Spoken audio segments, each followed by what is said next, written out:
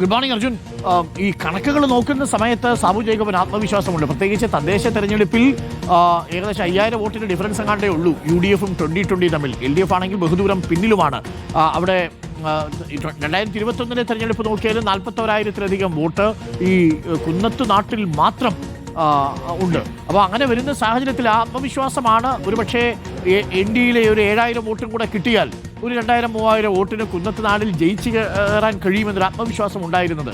പക്ഷേ ഈ 51,000 വോട്ടിൽ ഇപ്പോൾ NDA ക്യാമ്പിലേക്ക് പോകുമ്പോൾ, BJP ക്യാമ്പിലേക്ക് ചേക്കേറുമ്പോൾ എത്ര വോട്ടുകൾ കയ്യിലുണ്ടാവും എന്നതിലൊരു ആശങ്ക വരുന്നുണ്ടോ?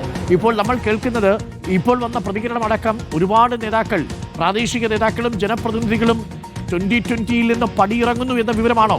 പൊട്ടിത്തെറിയിലേക്കാണോ കാര്യങ്ങൾ, Arjun Mattannur? Good morning doctor Arunkumar. Sabu ജേക്കബിന്റെ കണക്കുകൾ അങ്ങനെയാണ്. കഴിഞ്ഞ തിരഞ്ഞെടുപ്പുകളിലെ NDA-യുടെയും 2020-യുടെയും വോട്ടുകൾ കൂട്ടിയാൽ ഒരുപക്ഷെ കുന്നത്തുനാട്ടിൽ ഭരണം പിടിക്കാൻ കഴിയും, അല്ലെങ്കിൽ കുന്നത്തുനാട് പിടിച്ചെടുക്കാൻ കഴിയുമെന്ന പ്രതീക്ഷയൊക്കെ തന്നെ സാബു ജേക്കബിനുണ്ട്. പക്ഷേ ആ കണക്ക് രാഷ്ട്രീയത്തിൽ ഒരു പക്ഷേ നടക്കാൻ പോകുന്നില്ല എന്നതാണ് യാഥാർത്ഥ്യം. പ്രത്യേകിച്ച് ഇപ്പോൾ തന്നെ ഈ 2020-യിലെ പല നേതാക്കളും ജനപ്രതിനിധികളും വിയോജിപ്പുകളുമായി രംഗത്ത് വന്നു കഴിഞ്ഞു. പലരും രാജിവെക്കാനുള്ള സന്നദ്ധ അറിയിച്ചു കഴിഞ്ഞു. പലരും UDF-ഉമായും LDF-ഉമായുള്ള ചർച്ചകൾ പുരോഗമിച്ചുകൊണ്ടിരിക്കുകയാണ്. NDA-യുടെ ഭാഗമാകുന്നു എന്ന ഔദ്യോഗിക പ്രഖ്യാപനം ഉണ്ടായതിനു ശേഷം ഔദ്യോഗികമായി രാജി പ്രഖ്യാപിക്കാം എന്ന് പറയുന്ന ആളുകളുമുണ്ട്. എന്തായാലും നിലവിൽ 4 പഞ്ചായത്തുകളിലാണ് 2020 ഭരിക്കുന്നത്.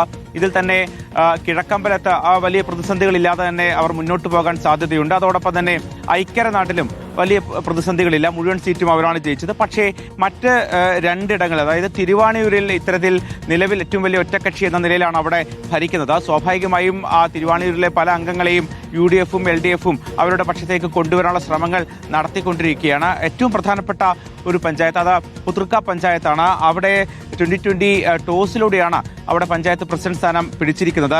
2020-ക്ക് 7 അംഗങ്ങളും UDF-നും 7 അംഗങ്ങളാണുള്ളത്. അവിടെ LDF-ന് 2 അംഗങ്ങളുമുണ്ട്. NDA-യുടെ ഭാഗമായ സാഹചര്യത്തിൽ അവിടെ UDF-ഉം LDF-ഉം ഒന്നിച്ചു നിന്നാൽ ഒരുപക്ഷെ 2020 അധികാരത്തിൽ നിന്ന് താഴെ ഇറക്കാൻ കഴിയും. അത്തരമൊരു നീക്കത്തിനുള്ള സാധ്യതയുണ്ട്. അതോടൊപ്പം തന്നെ പല അംഗങ്ങളും ഇത്തരത്തിൽ രാജിവെച്ചാലും അവിടെ അധികാരം നഷ്ടപ്പെടാനുള്ള സാധ്യതയുണ്ട്. മറ്റൊരു സ്ഥലത്ത് പ്രതിസന്ധി ഉണ്ടാകാൻ ഇടയുള്ളത് വടവുകോട് പുത്തൻകുരിശ് പഞ്ചായത്തിലാണ്. അവിടെ UDF-ആണ് നിലവിൽ ഭരിക്കുന്നത്. പക്ഷേ 2020-യുടെ പിന്തുണയോടെയാണ് അവിടെ ഭരിക്കുന്നത്. അതായത് UDF-ന് 7ഉം 2020-ക്ക് 2 സീറ്റുകളാണുള്ളത്. അവിടെ LDF-ന് 8 സീറ്റുകളുമുണ്ട്.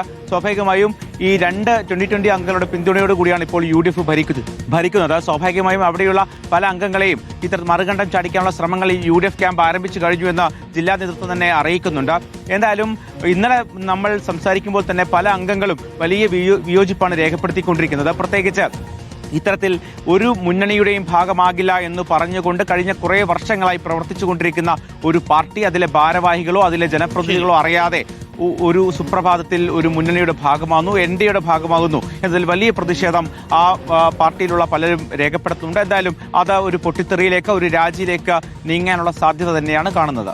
ഓക്കെ, വളരെ വളരെ പ്രധാനപ്പെട്ട വിവരങ്ങളാണ് അർജുൻ മട്ടന്നൂരും റാഹീസും പങ്കുവച്ചിരിക്കുന്നത്. Thank you Arjun Mattannur, thank you Rahees. പ്രിയപ്പെട്ട പ്രേക്ഷകരെ, അങ്ങനെ 2020 NDA ക്യാമ്പിലേക്ക് എത്തുമ്പോൾ 2020-യിൽ നിന്ന് കുറച്ച് പേര് 2020 ക്യാമ്പിൽ നിന്ന് പുറത്തു പോകുന്നുണ്ട്.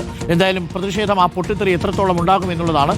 കുന്നത്തുനാട് ഇപ്പോഴത്തെ കണക്കനുസരിച്ച് ഒരു വോട്ടും പോയില്ലെങ്കിൽ 2020 തദ്ദേശ തെരഞ്ഞെടുപ്പിലെ വോട്ട് അനുസരിച്ചാണെങ്കിൽ ഒരു 2000 വോട്ടിന് കുന്നത്തുനാടിൽ 2020 NDA സ്ഥാനാർത്ഥി വിജയിക്കേണ്ടതാണ്.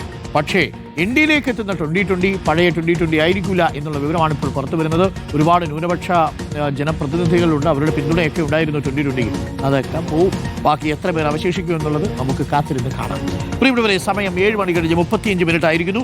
വേറെ പാർട്ടിയിലേക്ക് പോകാനാണോ ഇത്രയും കഷ്ടപ്പെട്ടത്? അയ്യേ എന്ന് പറയുന്നുണ്ട് സീന. അതാണ് ചിലരൊക്കെ മൂക്കത്ത് വിരൽ വെച്ചു. എന്നാലും സാബു ജേക്കബ് എന്നാണ് ചിലരൊക്കെ ചോദിച്ചത്. പക്ഷേ സാബു ജേക്കബ് പറഞ്ഞത് വികസിത കേരളം എന്നുള്ള ടാഗ് ലൈൻ തന്നെ ആകർഷിച്ചിരിക്കുന്നു എന്നുള്ളതാണ്. അതുകൊണ്ട് ഞാൻ തെലങ്കാനയിൽ 50,000 പേർക്ക് ഭരണം കൊടുക്കും.